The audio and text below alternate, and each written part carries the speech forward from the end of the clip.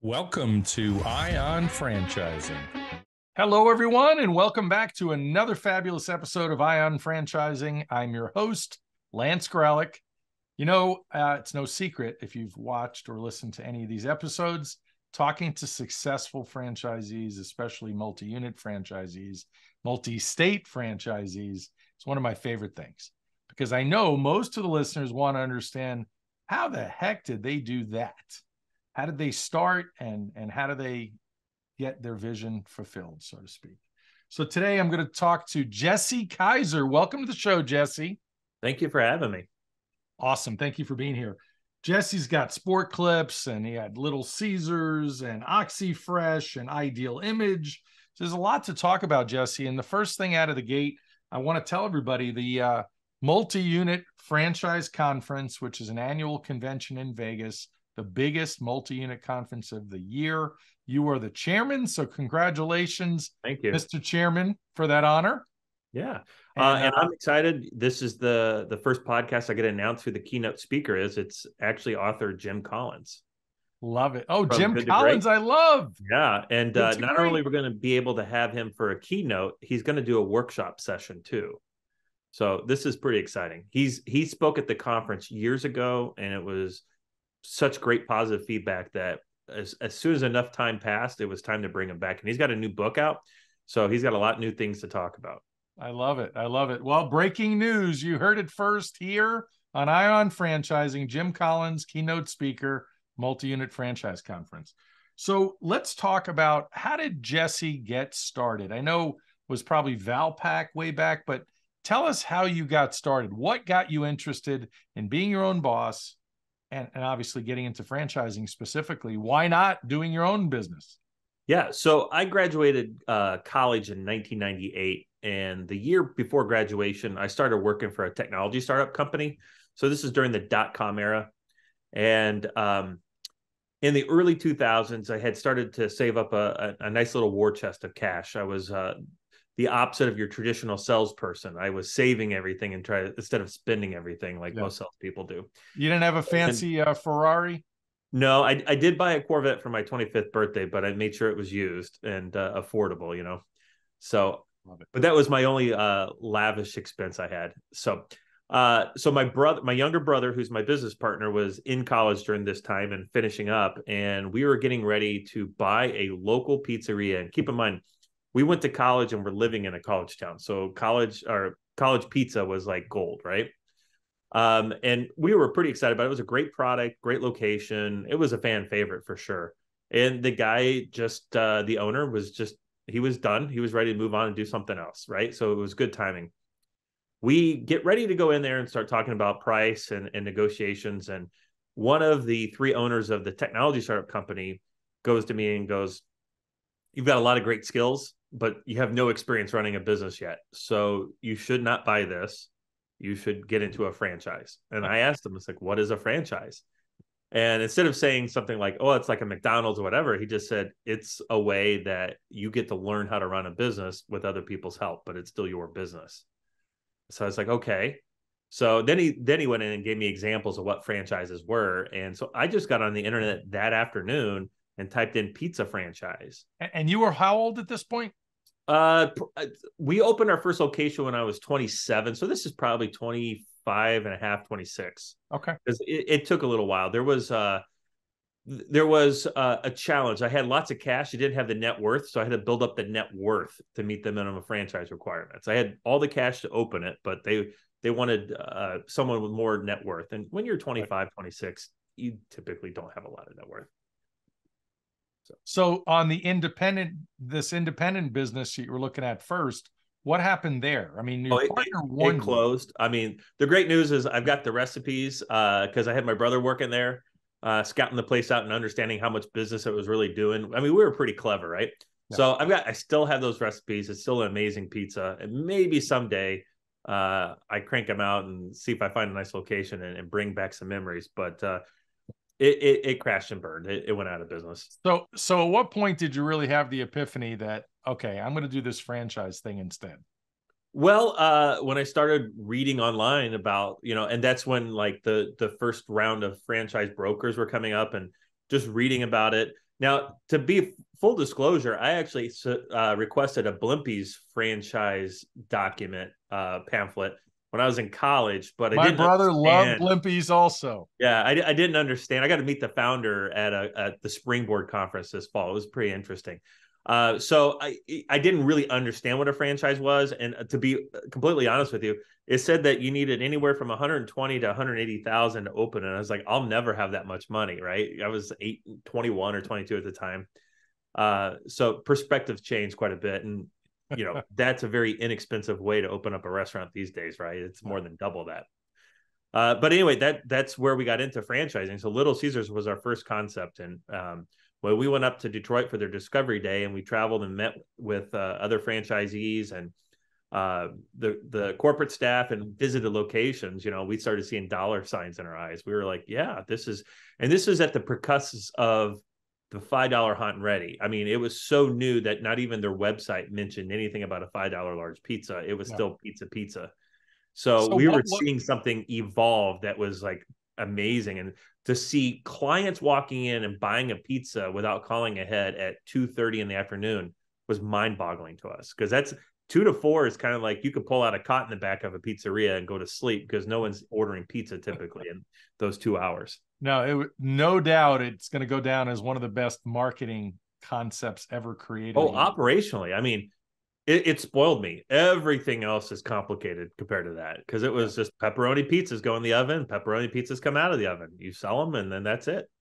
So, Jesse, some people listening might want to lean in a little bit to how did Jesse get the money to get into his first franchise?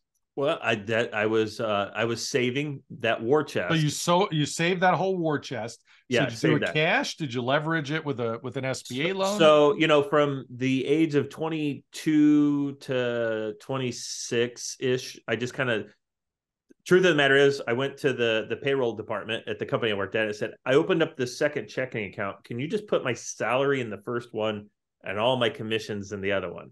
And I just kind of figured out how to live on my base salary. Hindsight, I thought, oh yeah, money's growing so fast. I go back and look at it, I'm like, I paid a lot in taxes. I mean, I had nothing to write off. I mean, I had a house, but the interest on the house and the cost, I paid $62,000 for my house, and the interest rates were low back then. And so there was no deductibles for a guy working as a W-2 dude. Right. Yeah. But so it took a couple of years, but I saved up well over 100,000 in cash and enough money to live on for a year. And that's the advice I always gave people 15 years ago when they're like, how do you do this? Save up at least 100,000 in cash and enough money to live on for a year. If you have a spouse that's working, that makes it a lot easier. You could be on her insurance. That's what I did. Right. But I put that money into a bank account and then did an SBA loan against it. It was my first business and I was young. So I had to put that money in there to let them hold on to it for the first 6 months or whatever. But yeah, I did an SBA and I just did it with the money I put in there and borrowed against it. Love it. So you ended up with getting into other brands as you go. Obviously, it gets a little easier when you have established cash flow and established reputation within the franchise world. Is that fair to say? Oh, absolutely. I didn't get into our second brand until we already had 4 Little Caesars open, and they were cash flowing and doing great. And we honestly, we paid for our Valpak franchise in cash just from that. So I didn't have to go to a bank for any kind of loans for that one. We ran that business from like 2008 to 2011 or 12. It was a transition for me. We got into it because we wanted more marketing options for our Little Caesars. We're in pretty rural markets. And I realized I really love dealing with customers. I don't like dealing with other business owners. They're too emotional. Customers come in, they're hungry, and feed them and they're happy. Sometimes, business to business is a whole different game. It is. I really wanted to be out of that, but it was a learning experience, and it got me into my next 2 brands after that, because I realized that both carpet cleaners and salon owners didn't understand marketing. And I thought to myself, well, if they don't understand marketing and I can do just as good, if not better as them, I should win. Right. Yeah. So our next 2 brands was Sport Clip Haircuts and OxyFresh Carpet Cleaning. OxyFresh actually was the first brand we picked up at the multi-unit conference that's in March, because they have a big vendor area, and you walk around and someone catches your eye and you take a look at what they have to offer, listen to them. get a vibe. Typically the founder's there if it's a small enough brand. If not, it's, it's a CEO or a chief development officer, someone where the buck stops there and you actually get to meet them and get a feel for their style of leadership. I love it. Yeah, no doubt. When I used to go to the multi-unit conference, it was a great place because the vendors, the brands, what have you, all knew this is a conference for multi-unit operators. So we're going to get some people that know what they're doing. We're going to get experienced franchisees. What better place to go fishing for new franchisees, right? Yeah, absolutely.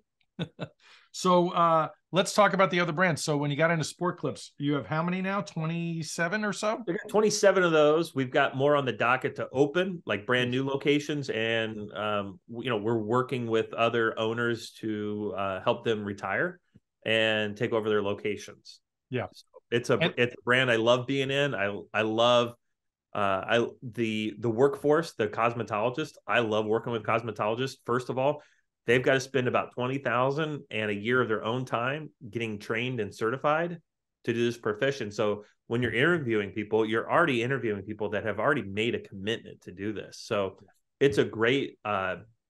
It's a great vibe that you're dealing with people that they're doing something and they're passionate about it. And it's not, mom and dad didn't say go out and get a job, or the husband or wife said go get a job. They actually were committed to this way before they ever met me. Love it. So then, so you got how many on the OxyFresh concept, carpet cleaning? Yeah. So OxyFresh it's not a brick and mortar concept like Sport Clips is. So you buy territories, and the St. Louis DMA comprises of 6 territories. We own all of them and operate them. We're the largest OxyFresh office in the entire brand. So we do more volume, more jobs, more sales than any other office for that brand. Yeah. So as you're building out all these concepts, what has been the biggest challenge with scaling? Because obviously we know there are plenty of people out there, especially at the independent level, that are not franchises, that get stuck. They plateau, and then it's hard to get over or past that plateau. So what have you experienced, and what have you? I would say, there was a period in time where we opened a lot of locations. Some were just gangbusters, some were slow burners. And, because we only started our business with 100,000 initially, every bit of our growth has been from cash flow and more debt financing. Right. So we got to a point where we were cash flowing more than our debt service. So that was good. Yeah. But it wasn't generating enough for us to change our lifestyle or build up a war chest to go out and open up a lot more locations. So there is kind of a lull after you open up the first couple, if you're not bringing on new equity partners, or you don't already have that reserve of cash, that you've got to sit back and let time pay down the debt and build your sales up so your cash flow is higher. And then you go out and do it some more. Right. And the idea is that you get smarter about your selections. You get into businesses like, now I won't look at a concept that I can't make my initial investment back in 36 months or less. So it doesn't matter if it costs $1 million or $250,000 to open a location. I just want to be able to make that back in 36 months or less. Yeah. And so that is what keeps me on target on keep growing, because I don't have it standard out where it's a 5-year or a 6-year return on my investment. And not that those aren't bad. It's just I want to continue growing without bringing on equity partners. Absolutely. So needless to say, things are going according to plan now. In the beginning, nobody ever knows when you're a new entrepreneur what's going to unfold in front of you. Yeah. And you're doing your SBA loan for 5, 7, or 10 years. And, I've been in business now for 18 years. So all my initial loans are long gone and paid for. And now that's cash flow. So now we're at the point where the most frustrating thing is I can't physically open as many locations as I can afford to open, because it's a process. 4 or 5 locations is about all I can handle. But I can buy them 4 or 5 at a time, and it doesn't really take a lot more of my work or time. So my biggest frustration is we're in that lull where in the next few years, there's going to be a lot of people that are old enough and going to want to start thinking about retiring, but they're not quite yet there. Yes. Or the pandemic, at the very beginning of the pandemic, we got a lot of units because people were like, this isn't what I signed up for, I'm out.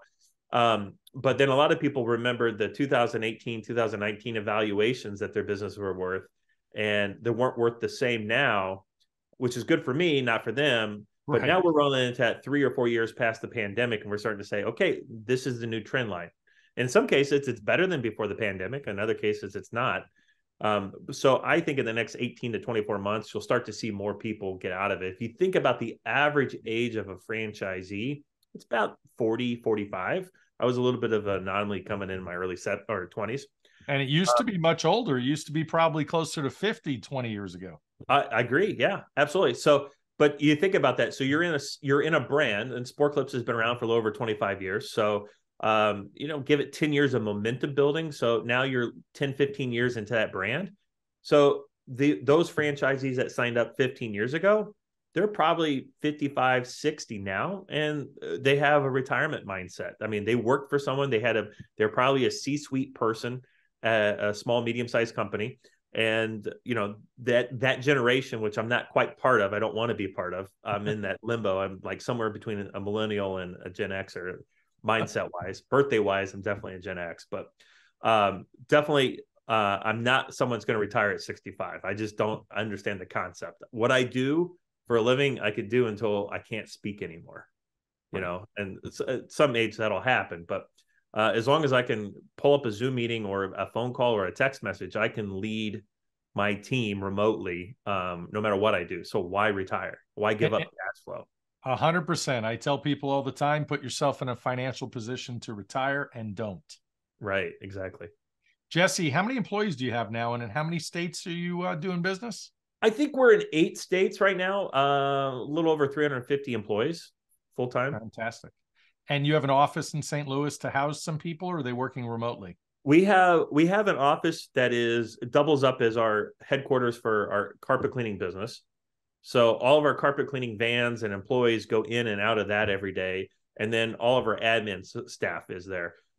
We have a real thin crew. We've got 2 admin people besides my brother and I, don't even have offices there. If we go there, we just work in the conference room with our laptops. Wonderful. We don't hide in offices. So we're available. 9 times out of 10, you'll catch me at a Starbucks working. I was just going to say, do you have at least a coffee machine in the office? No, I'm normally at Starbucks. So the only time I'm at the office is because I want to say hi or pick up something that was delivered to the office. You want privacy, you go to Starbucks. I mean, it's not that I need privacy. I do privacy. I'll come to my house like I am for this podcast, so it's nice and quiet. But no, I like working around people. It's just almost all of our employees are at their own physical location, sometimes in other states and time zones. So I'm always a phone call or a text message away. So it doesn't matter where I am as long as I'm available to them. No, it's awesome. So let's get to the really fun questions. Sure. We were talking about how brands like Sport Clips, there's a lot of franchisees that'll be exiting or retiring, or you alluded to that fact. And you mentioned something else to that fact earlier. So much of what's on the internet today is how to buy an existing business. And there's a lot of people looking at independent businesses that are existing.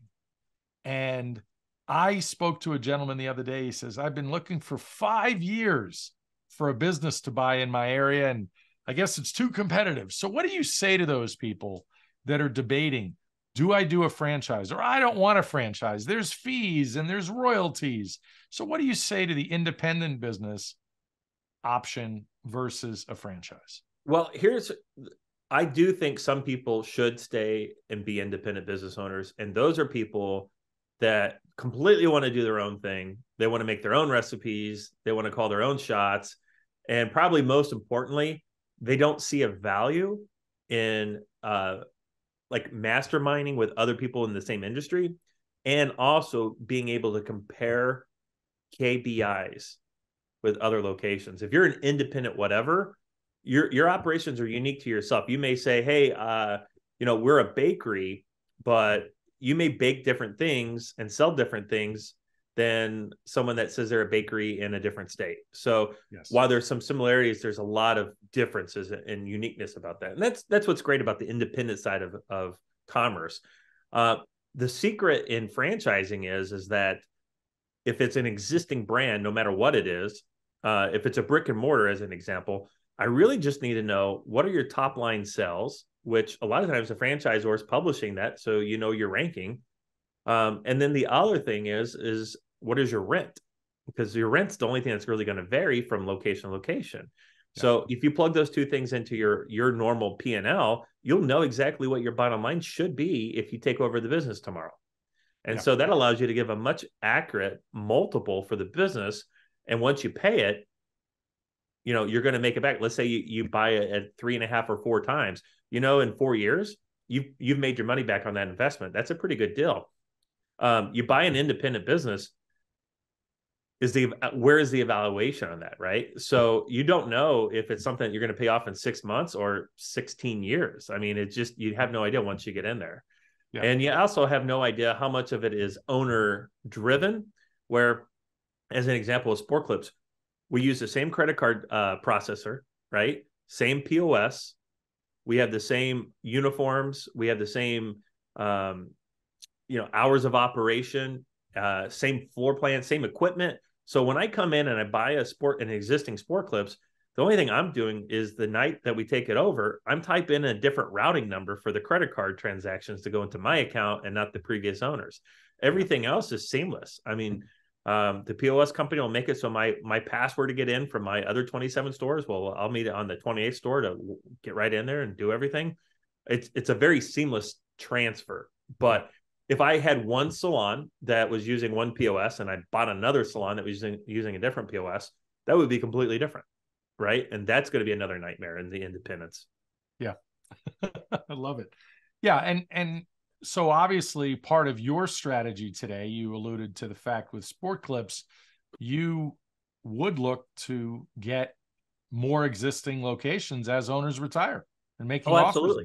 Yeah. And, you know, it's the fact that Sport Clips has been a brand for over 25 years is why you have franchisees old enough to think about retiring. When I was a Valpak franchisee in 2009, I sat in an owner's meeting and they said, we need everyone's succession plans because the average age of our franchisee is 60.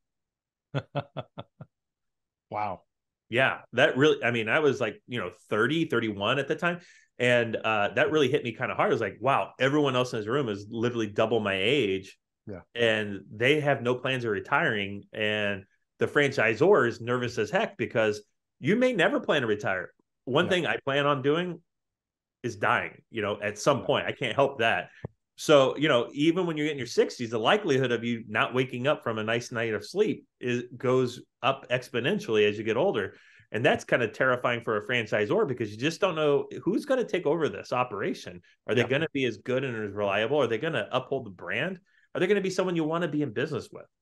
Exactly. So I think it's just, if you're looking at that, look at brands that are a little bit more established, because that's where you've got someone that's been in there for 15 or 20 years. They've already made their investment back and they're more interested in finding someone that their employees will be taken care of well than so much on how much money they make on the exit. I've seen that with Sport Clip franchisees where I get called and said, we want you to own the stores. I'm not worried about the exit price. It needs to be fair, but I'm not worried about that. I just know that you treat your employees really well. And at this point, some of these people have been with me for 10, 15 years. I can't have them calling me, telling me the new boss is a nightmare and I hate you. Like that rings more on their conscience than did they get another percentage point out of the deal. The franchise family, that's what it's called typically, right? Yeah, we're in the relationship business, right? Relationship with the franchisor, relationship with the customers, and most importantly, relationship with the employees. Jesse, when you look around at what you've done and the brands you've been part of, sadly, there are unsuccessful franchisees out there. What do you see as the major reason that people are unsuccessful in a franchise? Well, I think there's an awful lot of people that get into franchising that have a lot of management experience. Not so many get in with leadership experience. And there is a difference there, right? Management is you manage tasks, manage people even, but you're not leading them. And the big difference is while you have a franchisor that's going to expect you to uphold the brand standards, it's your decision whether you pick up the phone and what type of relationship you're going to have with that employee. You don't have a superior that's going to come in and keep you in check, right? And so it's very easy that if you've been a manager with someone being above you all your life, that when that's not there, you go off the rails. And it doesn't mean that you're a terrible business owner. It just means you don't have that discipline. Yeah. And a great example of that is my father was a Six Sigma black belt. My mother was a school administrator. They both had decades of management experience. And we got them into a franchise. And 6 months later, we had to take it over. And it wasn't because they were terrible people and they weren't terrible to the employees. They just weren't able to lead. They were managing. So they were managing employees and situations instead of leading them through issues, if that makes sense. It does. It absolutely does make sense. Let's switch gears and talk about the conference. Yeah. So it's a multi-unit franchising conference. So who should attend? Anybody that's a old-time multi-unit franchisee, new? Tell me about that. I would say anyone that's in franchising or about to join franchising. This is it. Okay. Ideally, you're already in the business. You got maybe even 1 or 2 locations. A lot of people I talk to like, but I just started. I only have 1 location, or I just opened my second. I'm not really a multi-unit operator. There's 3 types of people that go to this conference. Okay. There are people that already have an existing brand and they want to grow more of that location and they want to learn how to do it more efficiently. They want to pick up another brand. And in my case, I wanted to pick up other brands because Little Caesars had done such a great job selling franchises to other people that we kind of got boxed in geographically. Mm-hmm. So we couldn't open up another location close to our other ones and manage it remotely or not manage it remotely. So we had to look for other brands. I mean, we could have gone to other markets, but we were still young and we weren't as established entrepreneurs to be able to do that like we can now. So we needed to pick up other concepts that were still, down the road from where we live that we could go in if there was an emergency kind of thing. Gotcha. So you've got that. You got the second brand, looking for additional brands. And then the third I don't want to open any more locations. I don't want another brand. I just want to make more money off my own locations and have more free time.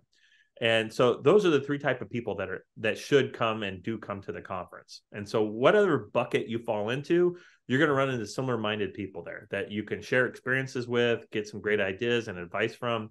There's a great friendship and mentor thing going on at this conference. I mean, I've got a guy that I call him my big brother. He's like 16 years older than me. He and I chat all the time. In fact, we went into business together.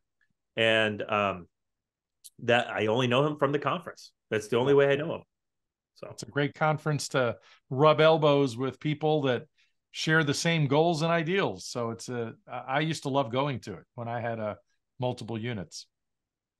So that is March 19th through the 22nd, multi-unit franchising conference in Las Vegas.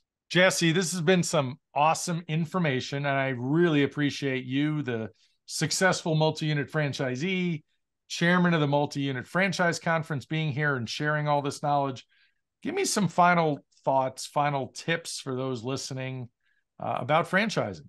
Well, franchising is, I like to say it's a collaboration between a simplifier and a multiplier. All right. So a simplifier reduces things, removes clutter, makes things more efficient. That's the franchisor. They come up with an idea. They also come up with supply chain logistics for you. And as a franchisee, you're a multiplier. So you go out, you find the locations, you open them, you hire the employees, and you drive the sales. It's a great collaboration. I found almost every time there's been a great company, there's been collaborators where there's been a simplifier and a multiplier. Apple is a great example of Steve Jobs and Wozniak, right? So you could tell which one's the simplifier and multiplier in that one, right? Steve Jobs is the multiplier. But yeah, it's always a great collaboration, and that's franchising. The other thing is a lot of people don't understand franchising is just more than restaurants and hotels. It's every industry you can think of. I've got a good friend that's got a power washing franchise. He's a franchisor, and he's making great money, and his franchisors are making great money. So you can imagine. Are you talking about my friend Aaron Harper? I am. Aaron's a great guy. Yeah. Hi, Aaron. Hey, Aaron. Yes. Yeah. He's doing great. And I'm in carpet cleaning.